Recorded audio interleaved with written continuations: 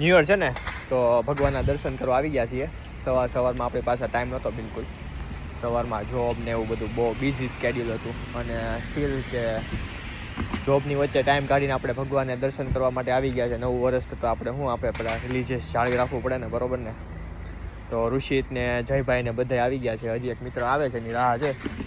પછી જઈએ મંદિરમાં અંદર, દર્શન કરીએ શાંતિથી. ચલો બતાવું અંદર. તો જો ઋષિત આવી ગયો છે અને આ જય છે.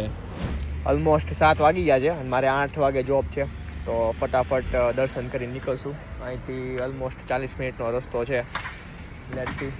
બોલો ભાઈ આવે, રાહ છે એની. પછી સીધા અંદર જઈએ ભગવાનના દર્શન કરવા. જો અહીંયા પર્થની અંદર એ આવું મસ્ત ટેમ્પલ છે, જે કે સાઉથની યાદ અપાવી દે છે ને. મસ્ત ગેટ ભગવાન માટે. મંદિર આવ્યા હતા, બહુ મજા આવી. એકદમ આમ પીસફુલ આમ અનુભવ રહ્યો.